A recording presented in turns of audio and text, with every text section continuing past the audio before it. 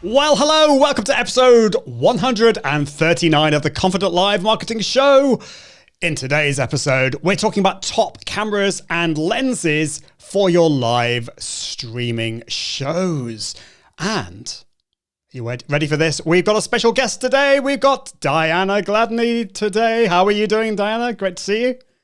Good to see you too. I'm doing fantastic. Super pumped to be here. Awesome. Well, I'm really excited to have you because like we've been, I don't know, we've bumping around, talking in the background in various places, and we've never actually had a proper chat. So I thought we'd have you on the show and we could do that. So how are things? Yeah, things are going great. I'm super pumped. Like, it's a lot of gears coming out. A lot of things are changing, which makes obviously things better for us on our creation side. So I'm really excited. It's a good time to be alive, isn't it? It is. You know, I can just share my age, but, you know, like in the 1980s when, you know, you didn't even have the internet really. And like you had to use film cameras and all this kind of stuff. So it's exciting that we can do all this. We can chat over the pond. I can see we've got Dr. Elo is in the house. Great to see Dr. Elo. Saying he is here and saying, hey, Ian and Diana, great to see. If you have just joined us, welcome. This is the Confident Live Marketing Show, and we're talking about cameras and lenses today. So let us know where in the world you're watching from. And also, like, what device are you watching on? Don't be shy. we're not scary. I don't think you're scary, Diana, are you? I've never had a history of being scary. Maybe people are too afraid of you to kind of ask you. I don't know, but I don't think so. I think you're good. Well, I think it's time to get on with the show. So it's time to record for the podcast. If you haven't come across the podcast before, go to iag.me/podcast.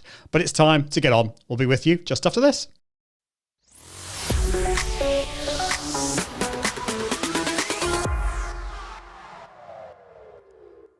Hello, welcome to episode 139 of the Confident Live Marketing Podcast. And in today's show, we're helping you level up your impact and authority and profits through using amazing cameras and lenses. What are the best cameras and lenses for your live streaming? So I've got Diana Gladney on the show who's going to help us navigate this world. So we'll be with you just after this.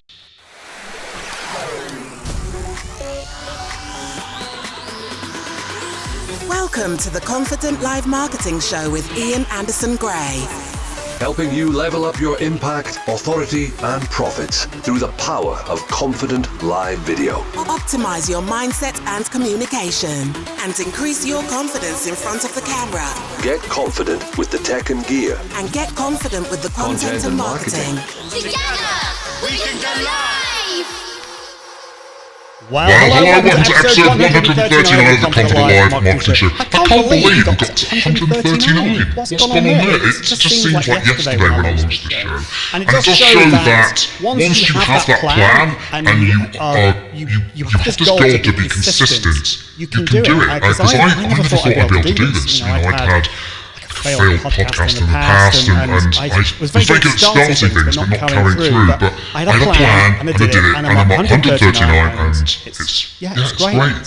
I love what I do, and it's great that you are here. You've either plugging us into your ears on the podcast at iag.me/podcast, or you are here live watching. Hello, great to see you, or you're watching the replay. If you're watching the replay, put hashtag replay in the comments. Well, in today, before we talk about that, just to let you know, if you are watching live on the replay, I'm not going to be going live next week. I was just talking to Diana just before we started broadcasting about the fact, being an introvert, sometimes we need a bit of a break. And I feel, listening to my body, I just need a bit of a break next week. I've got loads of exciting things happening in October. So I'm going to have a week off. The podcast will still be happening, but we'll be with you on the live show the week after that. Apparently my voice is going weird. There's major distortion on the audio. Oh dear, that's no good. Diana, can you hear me? Is it weird? Yes, it sounds like the voice of God coming in from some places. I know what's happened. Is that better? Yes, it's gone now. It was just very deep, like, you are entering into the clock. It's just like, yeah, so. That was one of my sound effects that I had for later. and it inadvertently switched itself off. That's hilarious. So here we go. It should be like this. Hello, I am the voice of God. And then that should be back to normal. Anyway, there we go. That's what happens. Anyway, Diana is waiting patiently in the background. It's time to bring in Diana. So not a great stop. Anyway, Diana helps busy entrepreneurs simplify video creation so they can amplify their business and their brand using video. She takes the seemingly complicated topic of video marketing and tech tutorials and makes them so simple and easy that anybody can share their purpose, their message, and their business with those who need it most. Welcome to the show, Diana. Thank you for bearing with me on that one. That's hilarious. No worries. Yeah. So I mean, people in the chat just before. So Haley, I just love people. People are like really polite, but Haley says there is major distortion on the audio. Somebody in the Facebook group says, Ian, your voice has gone a bit weird. Understatement of the century.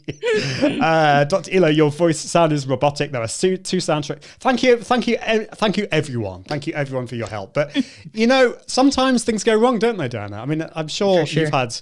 What's been your disaster story when on live? Have you had any disasters, or has it all gone perfect? Oh yeah, no, not at all. It's usually like everything goes well. You're starting off perfectly. All of your energy is exactly the way that you want to.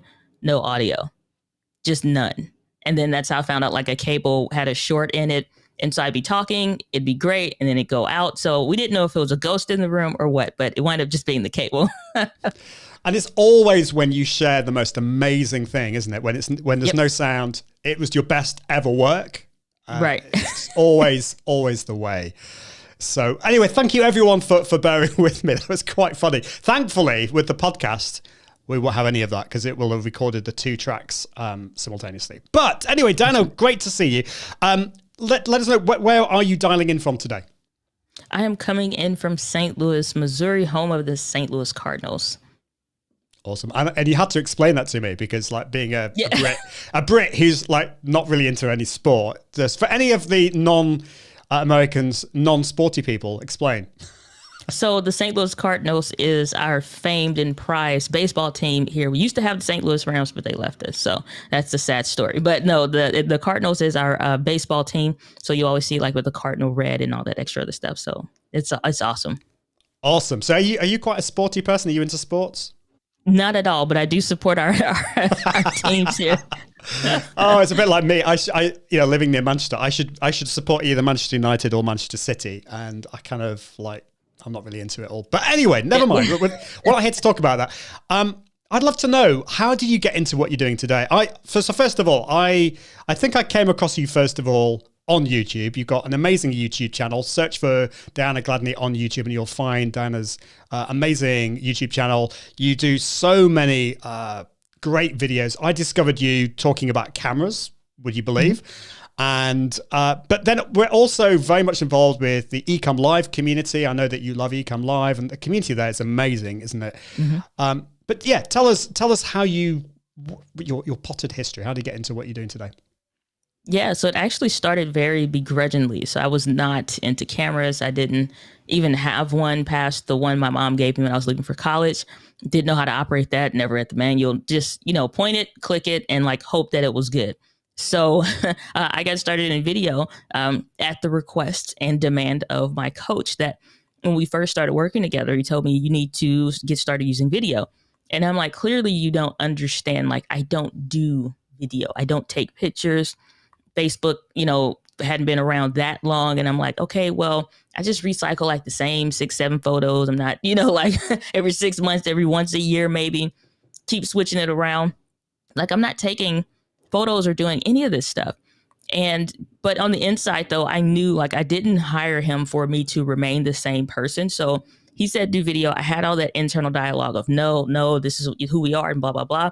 And before I knew it, I went on later that day and I was like, okay, I'm going to do it. He's like, you going to do it? And I'm like, I am going to do it. So walked around the house, got my phone, doing all the thing. I'm like, how do people find what looks good behind you, or what, like, how am I supposed to hold this thing? Like, it was complete disaster. Eventually went to my car because I'm like, it's quiet there. Had to turn the air conditioner off. It's like 90-degree heat. So I got the Whitney Houston lip sweat beads going on. It just like, it's hot. And so you're sitting there the whole time. You're like, God, Lee, how am I going to deal with this? Did like a 60 to 90 second video, posted it to the Facebook group for his coaching group, and looked back at it and I said, you know what? That wasn't that bad. And so it was from that experience that I noticed so many problems that I kept having to keep doing these videos. And he challenged me to do like 30 videos. And I'm like, okay, well, that's a lot. It's like, so every few days, you need to be posting a video talking about something in what your brand and business is. And it wasn't camera stuff. It was about small business, marketing, as well as, personal development. And so I'll be talking about stuff like that. And I'm like, I like what I'm talking about. I don't like the way it looks and sounds. And I kept just noticing problem after problem. The videos and the way YouTube is now is not how YouTube was 5-6 years ago. And so it wasn't that people weren't making great videos. It just wasn't for an entrepreneur. Either they were a photographer or they were some kind of videographer or cinematographer or something. I'm like, I'm not trying to make a movie. I'm not trying to make a profession out of this per se. I just wanted to have a good looking video so I can actually make good videos for, my business at the time. But the more I uncovered more problems, and I'm like, well, I'm going to produce the video that shows the answer on the how to do this. And I just fell in love with the video stuff and helping people make it simple, because again, it's like use too much jargon, too much language with photography, or you're assuming that people know what and it's like nobody knows the heck that they're doing. So yeah, you had like YouTube teachers and stuff, but I'm like, it's not just about YouTube either. So that's how I got started into like making the video content. My audience and community loved that more. I fell more in love with that than what I was talking about previously, and eventually made that shift over to just doing video content, but to simplify it. So again, like that, who I was back then, you can get back to the business of why you just wanted to learn this stuff to begin with, to make good videos for your business, to amplify your brand.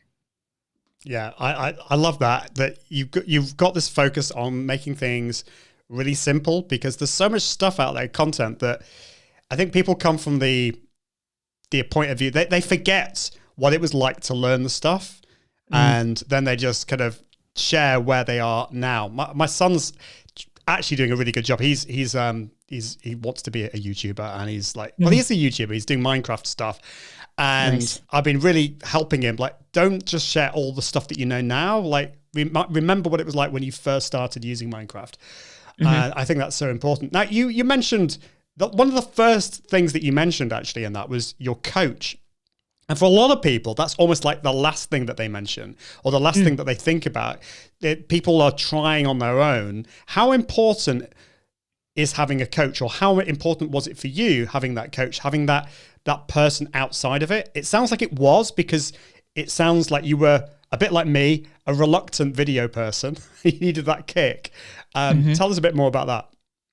Yeah, so my thing was, we grew up in my family, you always had some kind of authority figure that was more of a mentor or somebody to get outside of your thinking, because one of the things that we learned is that your best thinking, your best education, all of your bests have gotten you to where you are today. But usually when you're setting a goal, is to get you to a place that you've never gone before. And sometimes, and a lot of times, you can't do that even with the best knowledge that you have. You can pursue it, maybe pull it off some kind of way, but you're going to go in a squiggly kind of a line instead of something a little bit more direct. Not that you still won't have challenges or that things still won't fail, but at least you know you're on the path that makes the most sense to getting the results that you want. So I always had a mentor in whatever thing that I was doing, from like being in middle school and high school, even outside of my parents and stuff. It would always be somebody that was a figure that I could go to get that extra information. And so a mentor, when I first got started in business for what I'm doing now kind of stuff, I knew when I got into consulting work, like I know my stuff, but that doesn't mean I know how to do this online. I'm a consumer of online stuff, but that doesn't know I know how to bring my brand or even develop a brand online. So the first thing I did was look for a coach. And surprisingly enough, I went to YouTube, and he showed up with a tremendous amount of videos for every question that I answered, or every next question I wanted to answer or think of. He already had a video for it, so I could learn from him. So I eventually contacted him, hired him as my business coach. And even though he wasn't like this video expert at all, he was producing a massive amount of content for his business. And so it made sense to have a coach. And I've always had one every step of the journey. So yeah, it's pivotal, I think, for anything you're trying to do.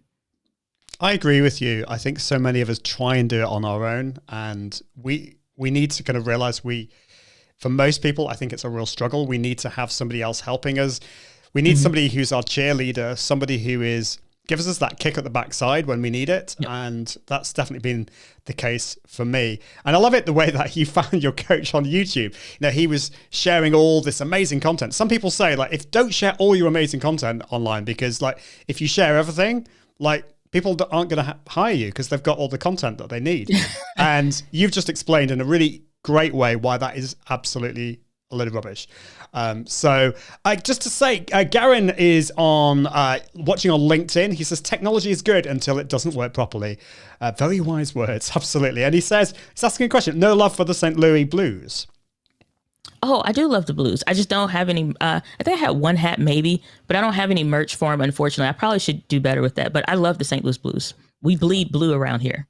Well, that's good. That's good. This is a conversation that I know nothing about. So yeah.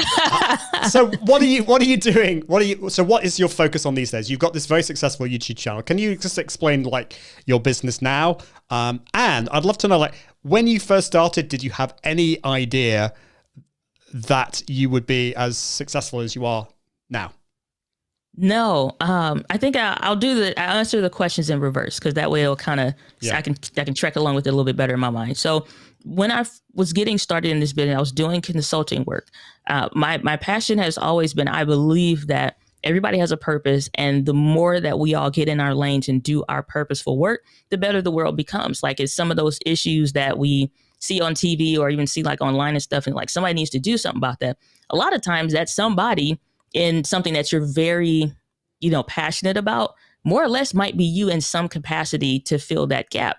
And so I was working at the bank full time when I got started doing all of this stuff. I had no idea that it would turn into all that it has, morphed into now. But I will say I'm extremely blessed and grateful that it has, because it more so helps me to even like 10x what I initially thought. Yeah, I'm thinking help people understand the basics to set up a company, build themselves up, to get the courage to go out there and do it. And so now this of the work that I'm doing is next level, in the sense that what I do in my company and what we teach now is still consulting work, but it's not about helping you get that initial step of starting your company and getting personal development stuff. Is now you have that company, you've been established maybe for a few years, or you could be extremely successful, but you suck when it comes to bringing that brand online to amplify your vision using video. Now, if you're not using video, my thing is that I get it. You're probably where I was so many years ago, where you're not trying to become a videographer and you're not trying to become this person that, you know what I'm saying? Like, we're not trying to build these, I don't know, Fox Studios kind of a thing. We just want something that looks good so we can show up for our business. And so my whole purpose has been to help to simplify that process so that you actually can reach wider and connect deeper with the people who need your stuff, who need your products and your services. So that's what we focus on in the company right now. That's awesome. And it's like what we were talking about earlier, that do not ever lose sight of what it was like when you first started. And it sounds like you still remember those days when you were scared about getting in front of the camera. Use the word courageous, I think, or courage, I think it was. And I think that is important, because it is stepping for some people. Some people just love getting in front of the camera and it's like really easy for them. But for so many of us, it took a lot of effort, a lot of energy, and can still do. I mean, it's still, for me as an introvert, I think we were talking about this earlier, that it does take a lot of energy out of me. And I think you would say the same when you're going live, particularly. I don't quite need to have a lie down, but sometimes I might feel like it. That's cool. So let's, just before we get on and talk about tech, I do want to ask you about another thing that we share in common, and that's music. That you've got, you're quite into the classical music side of things. So tell us a bit more about what you do in music and what your background there is. Yeah, so my background in music has been, I've been playing instruments since I was I wouldn't say like kindergarten, but for sure, I think you had to be like in first or second grade or something before they would let you start to play music, or maybe even third grade. And so around that time frame, I took a real interest in music. And so I don't know what my music teacher at the time in grade school's background was, but I would sometimes come in and everybody knew her to be mean, but I'm like, I always take the assumption I will judge you on my experience with you, because I don't know what all the factors were with somebody else. Even as a kid, I was super nerdy. So I would come into class early for music class, just like general music. And she would always be playing the keyboard. And so I would ask her, I'm like, Mrs. Hall, like, can you explain this? And, like, what about that? And so that spending time with her always developed into, like, I learned so much, but I also would learn music. So started the recorder, graduated from the recorder to the clarinet. The clarinet took me into like all these different events and stuff. And so it was just something that was extremely fun that never left. So eventually, went on to get a Fulbright scholarship when I went to college, and that was in band. But in high school, I would play, I was the section leader for the clarinets. And then I was co-section leader, because my best friend at the time was the section leader there. That was her main instrument, for the alto saxophones. And so or the saxophone section as a whole. But I would write music for pep band. And that was like a huge honor for me because the stuff that people wanted to hear on the radio, I had no clue. I'm listening to, was it like 98.7 or whatever, the jazz station here in St. Louis. And between that and classical music, they like, well, can we play this? I'm like, what is that? What song is it? Who is it?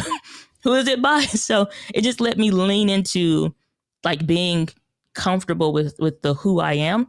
And it was like for real the first time where I saw something I was passionate about, but I also saw something I was skilled at, and I just pursued it. It was the one thing that if I failed in math, then I could always like, well, I'm not stupid. I can do this because I'm learning this other stuff music wise, and that can help. Like, so it just was a big confidence booster for me growing up, just simply because it was something I could always say that I could do well. And I understood how to do something. So that love for like classical and jazz music, it just kind of grew. I don't play instruments any longer or, anything pursuing it in that way. But it was something that's always been like super meaningful in my life for any stage of it. That's so cool. I'd love to know if you're watching or listening to the podcast, do you play an instrument? Did you play an instrument? Let us know. We'd love that.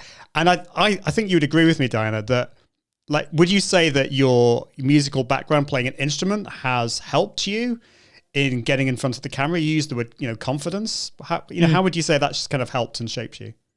I would say it didn't at all, to be honest with you, which is the exact opposite, but it didn't help at all because when I would play my instrument in front of audiences, and even when I went to college and like the first performance, it's like in front of like 500 something people in the stadium, and they were like, everybody falls and everybody like freezes up at some point. And I was like, that's not going to be me. We had done so much practice or whatever. I'm like, no, I'm going to feel I got this. And for sure enough, went through the years that I went through in college, playing my instrument. I never fell and I never froze up being on the field. I just felt like myself.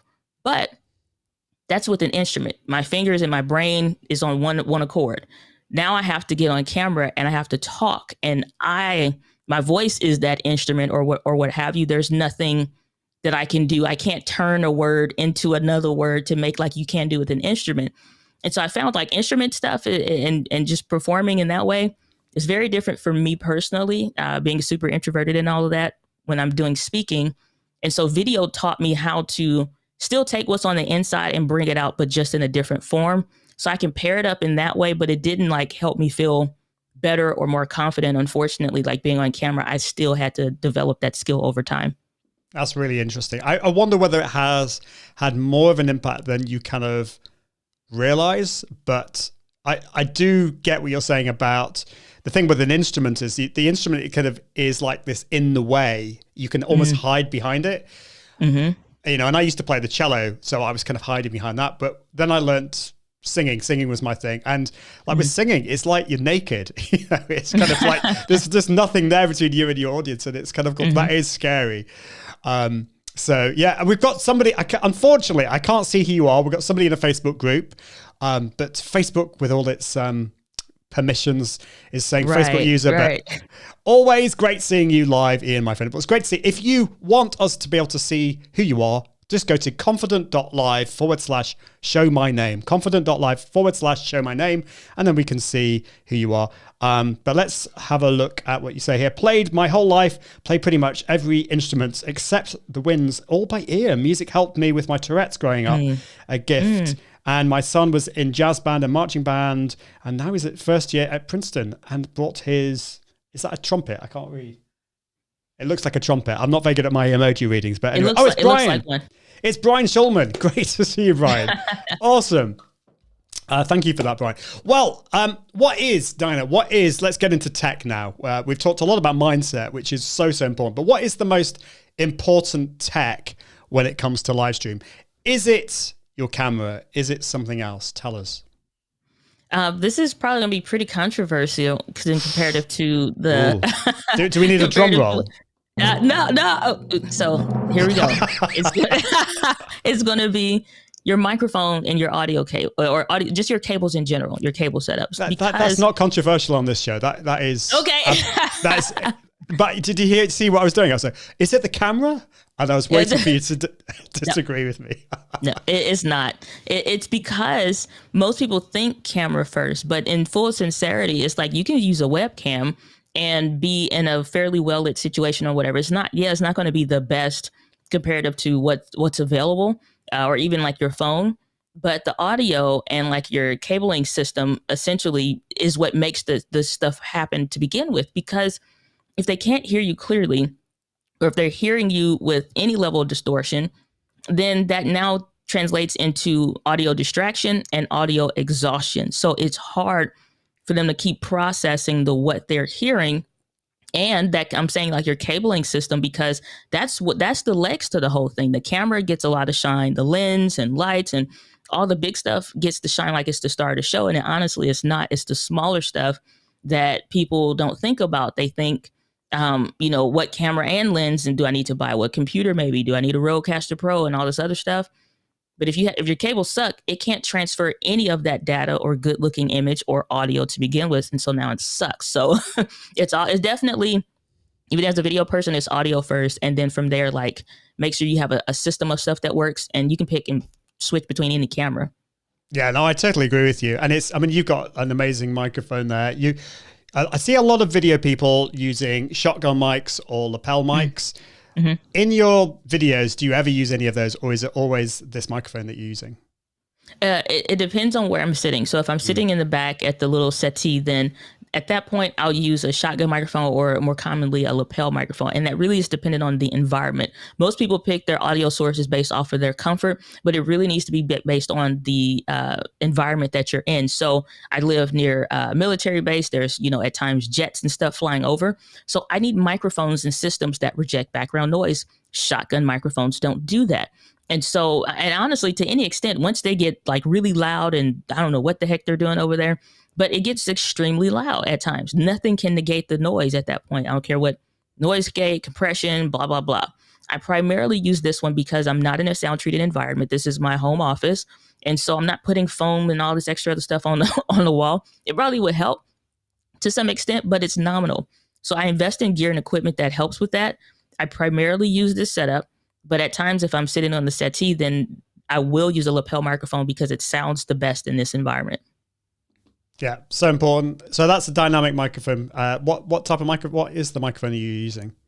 This is the Shure SM7B, and I am using it with the Fathead as well as the Rodecaster Pro. And there's some audio processing based on what's inside the Rodecaster Pro to produce the voice sound that I have now.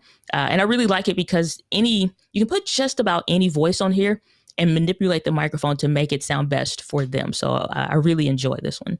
Yeah, it's a great microphone and it looks good as well. So it does. Which is important when it comes to video, because a lot of people don't like the idea of the microphone being in shot, but I think audio is absolutely vital. And I think you agree with me on that one. So 100%. You mentioned webcams. If we're just starting off and we don't have a big budget, would you say like what are kind of a webcam's okay? Which webcam should we go for if we've got a budget?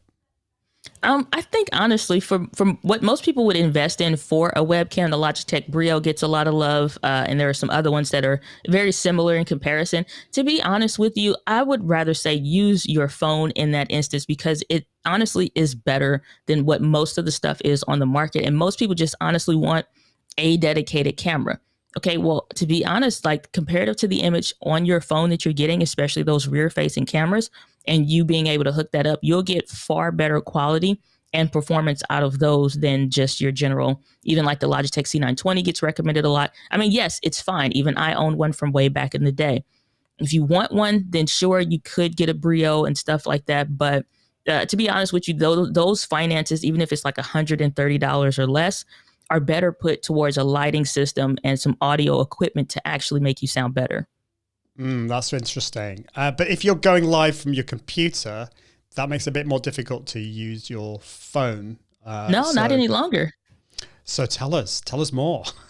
So you have software tools like Ecamm Live. You can connect that up via USB, or you could even use the NDI. So I'm not going to get too technical, but there are multiple ways now that you can hook your phone up, as well as software tools or apps that are built in natively, so that you can get like that clean HDMI, or basically that clean feed from your phone. So, and that's connecting it to, and I'm not saying, when I say, let me clarify, I am not telling you to use your phone for live streaming and there is no computer. I'm specifically saying to use your phone as the camera source when you are hooking into your computer. So it's not just your phone front facing screen, like as if you're traveling. That's okay in maybe that scenario. I'm specifically saying, like, put your phone on a tripod above your laptop, if that's what you're using, with some lighting and good audio, and use that as your camera source and still use your other stuff with your computer. That's a great tip. Now, I've just realized I've got my phone. It's not plugged in. I've got it on Wi-Fi using an app called Epoch Cam. So let's see what this is like. I don't know if it's going to work. There we go. So yeah, that's kind of, how does that look? Got to get the right It looks angle. pretty good with the lighting that you have. Yep. Yeah, but obviously lighting's important, and obviously this is not on a Sure. This is not on a. You're gonna get sick now because Tripod. it's not on a tripod. But that's a great idea. So yeah, I mean, there's things like Logitech C920, and there's the Bria. The Bria is quite expensive, isn't it? And I think I agree with you. Probably instead of spending like that, I don't know, is it like $200, $180? Instead of spending it on that, spend it on decent audio and lighting. Just briefly on lighting. I mean, we could spend a whole episode on lighting. And I'm gonna be totally honest with you. Lighting has always scared me. It's something that I think because it seems more art than science in a way. There is a science to it, but like with a camera, I can just buy a camera. And yes, okay, there's more to it. I know we're going to talk about that, but and the same with audio, but with lighting, it seems a little bit more kind of complicated. What's your view on lighting? So it's funny you say that. I was literally writing a blog post this morning about that. And so one of the things that I did, and this is very helpful for, especially those if you wear glasses. If you don't, then you're fine. But that's the biggest thing. It's like, what am I going to look like on camera? And is that going to translate an image that looks accurate, or at least, a setup of what I want? When I'm thinking about lighting, I will use more lights just simply because you need to be in a situation where you're controlling the light in your environment. A lot of people will get confused in this because they'll see all the options and try to mix some of all of them together, and then it looks like a disaster. When you're investing in lighting, that too also needs to be a system. I like a set of Viltrox lights that I use, which are small. You can put them two together and fit them in a laptop sleeve in your backpack and still have plenty of space. So they're small, they don't take up a lot of space. And I have one that's right in front of me and one that's off to the side. Anything else in the background, I could turn that stuff off if I wanted to, but it's more for aesthetics than anything else. There is a window off to my left, but the blinds are closed, and they even have tint on them so that no additional light comes in. So when it comes to lighting, the biggest thing is understanding, like, where am I going to sit? And now to get the look that I want, whether that's bright or just one light and it's really dark behind you, whatever you prefer, you have to think about the preference in the look that you're trying to get. Now, what do I need to pull that off? Most of the time, you can start with two lights. One is in front of me, but it's not directly in front of my face. It's up, and then it's pointing down, so that light is now softened using diffusion. So when it comes to lighting, it's really just about following the basic principles, and that's hard because a lot of videos out there are getting into cinematography stuff. And what about the Rembrandt light? And I'm like, nobody cares about freaking Rembrandt. They just want to look good in their home office or small bedroom. Like, it's like, let's be real. It's like, we don't really care that much. I'm not trying to do what freaking Steven Spielberg or any of the rest of those guys do. I just want to look decent and good in my office. So for me, I always encourage you to get small LED light panels, because most people are either operating where they need to set up and tear down, or they're setting up in a situation where it can be stable, but they don't want it taking up a lot of space. So Viltrox LED lights with the diffuse pop-up softbox, so that it's soft, it's diffusible, so you can adjust the temperature from it being warmer or cooler. And you can also adjust the brightness, so if it's strong or, softer. But between that and then just one on the side, my person is well lit, and the background is, lit by choice at that point. What's your view on the Elgato key lights? Because obviously they're a lot more expensive. Don't use them, because it's The whole thing with that is that those are for gamers. Most of the time, gamers kind of don't care, and they want the stronger lighting setups because they're going to use a green screen, so they can be on camera with the game or whatever it is that they're showcasing, and they just need to kind of be strong enough to light themselves and the background, that green screen. So where most of the time for green screen setup, you need a light, which you should do anyway, a light on the green screen, and then a light on the talent. But they're so close, they're working in like a corner of a bedroom. Key light is just going to throw light. And so they don't really care that much on how they look. Well, that's not the case for most of us. The Elgato key lights are smart in the sense that you can hook them up to the Stream Deck and all of that. But when you really think about your setup, they're harsh.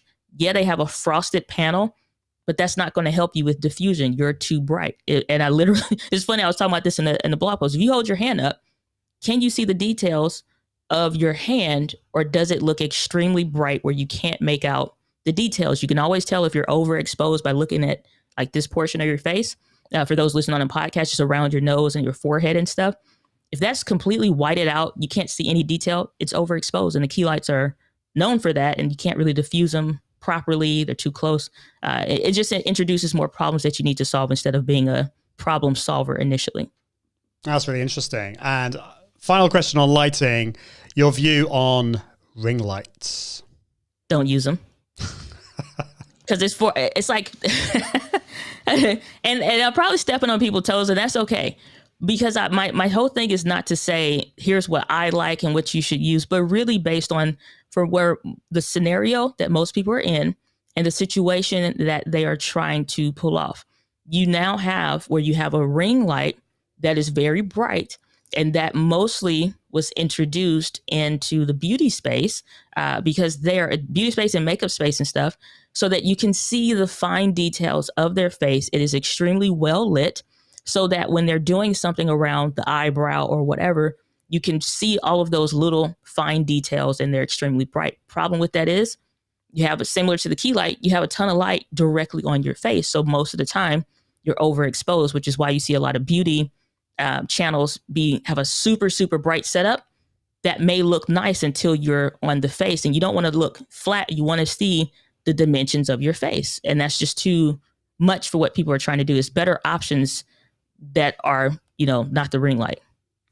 Definitely. Well, if you want to find out more about all of this, you can check out Diana's channel. But this is the Confident Live Marketing Show. We're talking about cameras, and I want to ask Diana a little bit more about that now. You're listening to the Confident Live Marketing Podcast. Okay, so we've talked about lighting, we've talked about webcams. We want to level things up, and where would we go next? Are we looking at the mirrorless, the DSLR type of cameras? Tell us where we should go next. Okay, I'm going to step on a few toes here also. Don't touch a DSLR now moving forward with a 10-foot pole. And these are not even because these are bad cameras or you can't get a great look out of them, but for the price that you're going to spend on one of the DSLRs, even if you bought them used, you could get a much better option that is going to solve the problems that a DSLR camera would introduce with just buying a mirrorless camera. And it's not because DSLRs are dead, it's the future kind of a talk or positioning. It really is about when you make an investment, it needs to now solve a problem for you, not introduce more problems, especially when you're inexperienced and you're not really, sure on all the stuff you should need, or is it going to work? You have all of these different things. If this is not your space, I'm telling you, just get a mirrorless camera instead of a DSLR. And chief reason, you ever want to take one of those things out and record? They don't have Wi-Fi most of the time, so you can't connect it to your phone. They don't have most of the time a modernized USB setup, so the streaming capabilities tend to be a little bit weak. They don't have clean HDMI most of the time, so stream capabilities are weak. In addition to when you're getting ready to do videos separate from your live streaming setup computer, so I'm getting ready to travel here, and when I get ready to record, I don't want to have shh, because the noise floor is too loud and it's introducing noise that I now need to figure out how to solve. So DSLRs are just not worth the investment for video, in my opinion. Well, I think a lot of people don't, or maybe it's just me that, but the kind of people that I've been speaking to don't really know what the difference is between DSLR and mirrorless, and have even used those interchangeably. And So, I mean, I suppose the difference is like there's probably obvious in the name. Mirrorless cameras don't have a mirror, and DSLR is, it's a digital single lens reflex. I mean, we don't need to go into the details, but you've mentioned that mirrorless is the way. So we were joking before we started that I watched a lot of your YouTube videos, and you were really into the Canon M50 at the time, and that's what I got, and really happy with it. But that's not what you use anymore. What are you using now, and what would be your recommendation for people who are starting now? It's not to say the N50 is a bad camera, and I'm sure you'd agree with that, but things have changed, and tell us a little bit more about what you're using at the moment. Sure. So the camera that I would recommend for most people that are getting started is the new Sony ZV-E10. That's the model number. So the reason why I recommend this one is because you still get, this flip out screen that everybody loves, comes all the way out so you can see yourself, very similar to how the M50 operates. You still have a wide array of lenses between multiple varying price ranges. So that Sony E-mount, you only need to see E-mount, and then you pick anyone that you want. And then also you have a microphone as well as a headphone port. You have unlimited recording. You have 4K up to 30 frames per second, which just means super high quality and resolution, 1080p, 120 frames per second. So those that like watching anything in slow motion or doing stuff in slow motion like Peter McKinnon or Matty Hopoya, you can do that kind of stuff. It has clean HDMI out for live streaming, as well as live streaming via USB, even natively through Ecamm. And you just it has internal charging. So it has a lot of different stuff that are really, really neat that you can use. It basically is the best bang for your buck for any of those cameras in like that $500 to $700 price range, coming in at $699 US. Is the best camera that you can buy right now that has all that stuff. It's cameras that cost more that don't have all that stuff in it. Yeah, that's the camera that I've got my eyes on. That's probably the next camera I will get. Now, you've mentioned microphones. So I suppose that would be for not for live streaming. With live streaming, you're currently using a separate microphone. But I do know people that plug in a microphone into it would have been their M50 or this new Sony. Can you do either? I mean, what would you recommend when it comes to the sound? So I honestly like it because similar to the Sony ZV-1, which was like a little baby sister, if you will, to this camera, the reason why I like it is because when you have, for those that you can see, that you can, if you're listening on the podcast, it's what's called a shotgun microphone. One of those ones that you see sitting on top of the camera. The reason why I like this is because even when you're traveling and you need to connect via USB for live streaming, Sony is one of the only brands I've experienced where you actually can get audio through the USB. Unfortunately, that wasn't something that was available on any other cameras that I've experienced. So ZV-1, the ZV-E10, you can use it if you're traveling. And I honestly do. It's just a matter of what do you need and what scenario are you in. Best option, best, at home setup, clean HDMI, and then you're using a dedicated microphone. If you're traveling, you're still going to get great audio with that kind of a setup, even if you're using the one on board. But that at that point is a proximity issue. You need to be at least within 2 feet of that microphone for them to pick up good audio at that point. Yeah, and that's kind of what we were talking about before, about the pros and cons of shotgun microphones and dynamic microphones. So that's cool. Now, we've got 2 options. You mentioned USB, you mentioned HDMI, and you mentioned clean HDMI. Now, we have talked about that on this show before, but it has been a while. So I'd love you to explain to us the difference. What is clean HDMI? Is it basically HDMI that doesn't say anything offensive? I mean, tell us a bit more about that. So clean HDMI is where you're taking the small HDMI port that's in your camera and you're connecting that to transfer that image to the computer.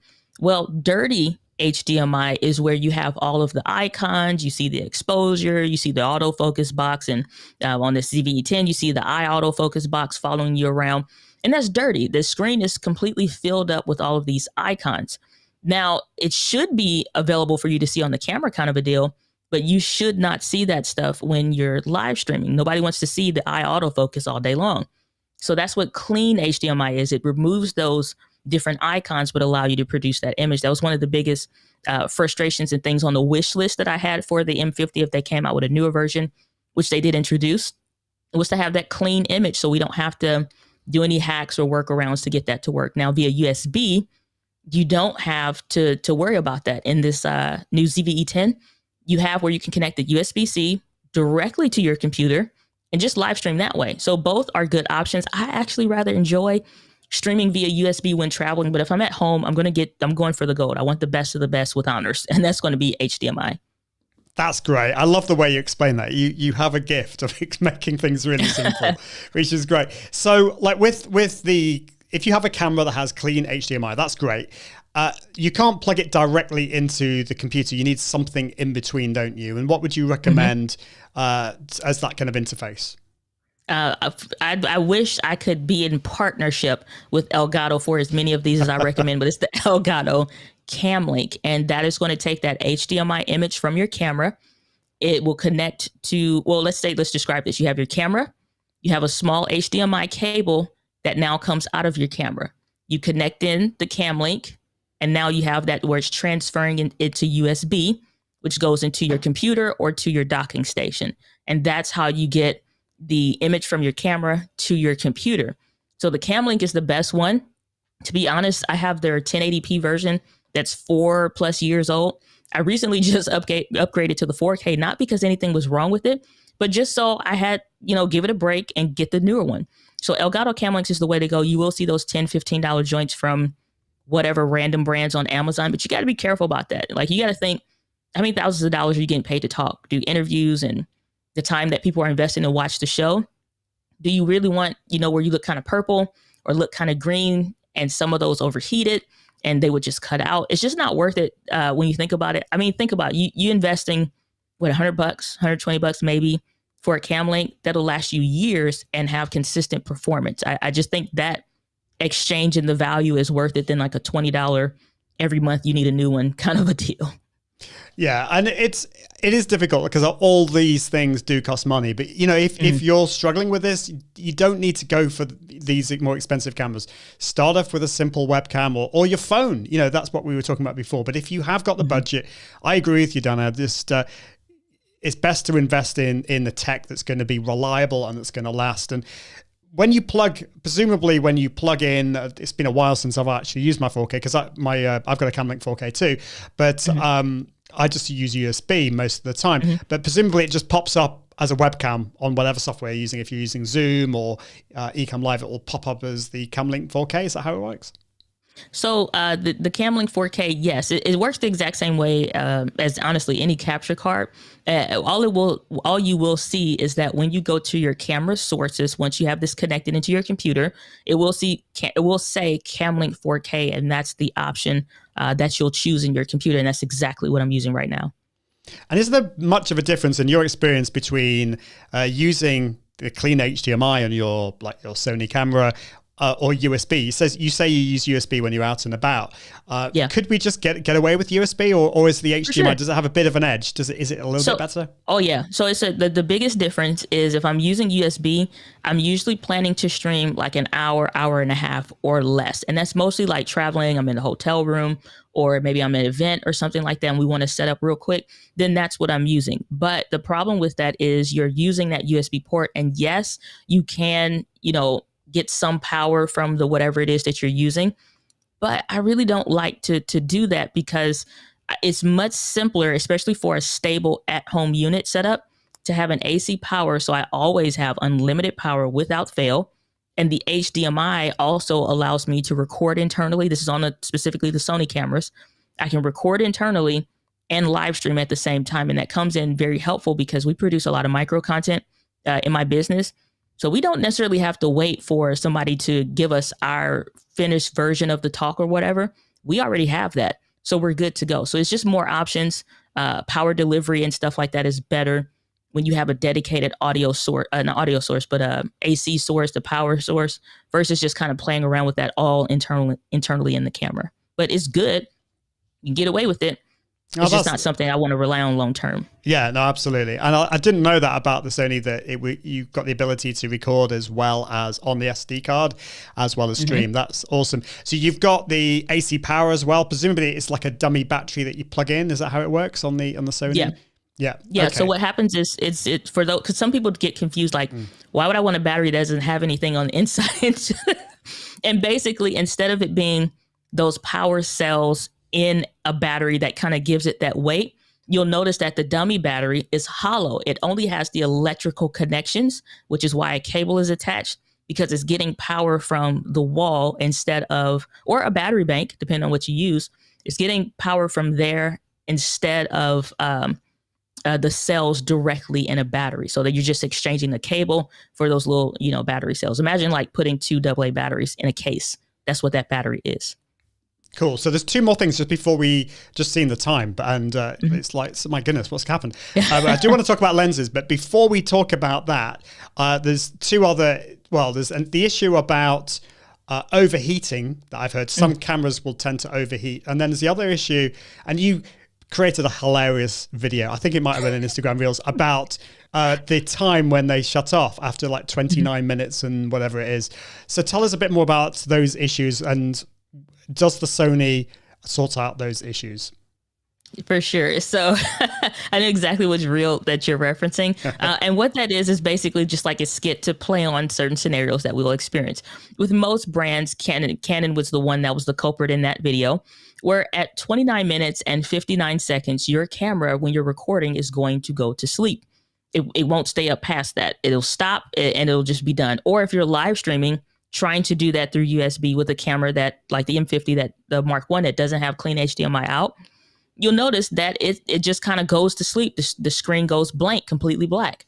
Well, that's at 29 minutes and 59 seconds. The Sony cameras, you're looking at the specifically model numbers. If these are foreign to you, that's okay. But just so you have it as reference, you have the ZV-1, ZV-E10, A6100, 6600, A6400, A7C. Pick any of the more recent ones, honestly, since like 2019. They all have clean HDMI out. They don't overheat. You can record internally while live streaming via HDMI. You can even get audio via USB for those that have the live streaming in it in that way. ZV-1, A7C, and ZV-E10. So it's fantastic. It solves that problem. They don't go to sleep at 30 minutes. That's what we want. We don't want any of those old headaches. So do we buy these cameras with the kit lens, or do we buy it body only and go for some other fancy lens that you're going to tell us about? So again, this is where I kind of differ from a lot of educators in the video space. I tell you get the kit lens, and two reasons for that. Number one, when you resell your camera or you trade it in, let's say you want to get something different in 2 or more years, then your resale value is increased because it includes the kit lens. Most people, when they're new and they're wanting to buy a camera in general, they want a lens with it. You're only getting a body only kind of setup if you know for sure the lenses that you want.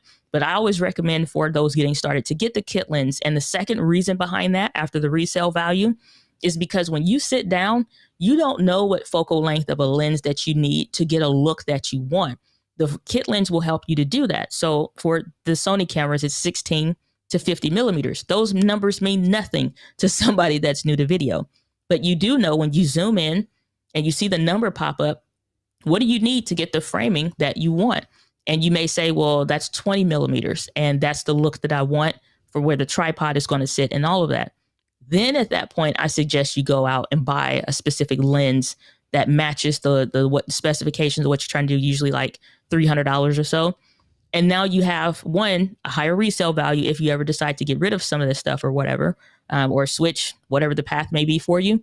But you more or less are not going to have to waste your time in trying to figure out that this lens is the wrong one, send it back. This one is the wrong one, send it back. You don't have to use in between that. So it's just a lot of unnecessary steps that you can skip by getting a kit lens with your camera.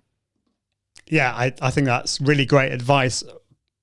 But is there a particular lens or a lens manufacturer that you would recommend? You know, when it comes to, you've recommended the Sony, I can never remember the name of it. ZV-E10. Yeah, as we say in the UK, ZV-E10 or whatever. Oh yes, pardon me. But it doesn't matter. We speak both American and British. But like, so like I see a lot of people recommend Sigma. I mean, what would you tend to go for, Sigma or like a Sony lens? Does it matter? And how do we get? I mean, you get this question a lot. How do you get that nice blurred background, that bokeh? Or bokeh, whatever, however you pronounce it. Yeah, I think the correct pronunciation is like bokeh, but I say bokeh too. So The thing is that I don't necessarily recommend just general, like if you get this camera, you got to get this lens. Most commonly you'll see, which is actually even on the camera right now, is what's the Sigma 16 millimeter lens f1.4 that will give you the blurry background. Anytime you're trying to get a blurry background, you want that number on the front, that F, you're looking for that lowercase f on the front of the lens with a number next to it. That usually is a decimal. So, or it could be a whole number, whatever. But you're looking for something that is f2.0 or lower, especially on a camera body similar to the ZV-E10, because that will give you the blurry background. This lens often gets recommended because for most people's setup, they're in a small space, but they want it to look wide, and they're going to be relatively close, so they don't want it to be, super zoomed in and only their head and a snippet of their neck is in the frame. So the Sigma 16 is a good brand. Tamron makes great lenses. Sony makes great lenses. You'll find a lot of manufacturers. Those are my top three when it comes to picking one. But I usually don't just have like a generalized lens that you should get, because I encourage people to figure out your focal length. Because for some people, that may be 30 millimeters, not 16. And now you're like, well, that's way too wide. And you can use a feature called clear image zoom in the camera that'll let you digitally zoom in on the sensor. But that gets to be too much. I'm trying to save you steps from the frustration instead of like, do a couple Google searches, get the right stuff the first time, like buy right or buy it twice. That's my motto. Love that. We don't want any of that frustration. And if you want to be less frustrated, the best place to go, of course, is Diana's website, which is dianagladney.com, or of course, her YouTube channel. Just search for Diana Gladney on the YouTubes, and you'll find all of these things. And you've got all these things: camera settings made easy, YouTube for business, glare-free videos, and you've got something on the ZV-1 there, and loads of stuff there. So definitely check that out. Is that the best place for people to find you? Are you where's the best place for people to follow you on the socials? Yeah, if you're really wanting to connect, Instagram is my jam, so at Diana Gladney there. But you can generally find me on any of these platforms at Diana Gladney, but dianagladney.com is the best place to go. That's awesome. And you definitely need to check out Diana's Instagram reels and stuff, and check out that one. I'm going to try and find that and see if I can embed that on the show notes for this, because it's great fun. And yeah, the show notes for this episode will be at iag.me/139, iag.me/139. Thank you so much, Diana. It's been great to have you on the show. I really appreciate it, because I know you're very busy. Thank you very much. Awesome. It's been such an honor to be here. It's been great. Well, thank you so much for watching, for listening, for plugging us into your ears. Do check out the podcast at iag.me/podcast, if I can remember it. There you go. It's the end of a show, and my brain's already starting to kind of go to mush. So that's it for today. And until next time, I encourage you to level up your impact, authority, and profits through the power of confident live video. See you soon. Bye. Thanks for watching the Confident Live Marketing Show with Ian Anderson Gray. Make sure you subscribe at iag.me/podcast so you can continue to level up your impact, authority, and profits through the power of live video. And until next time, Toodaloo.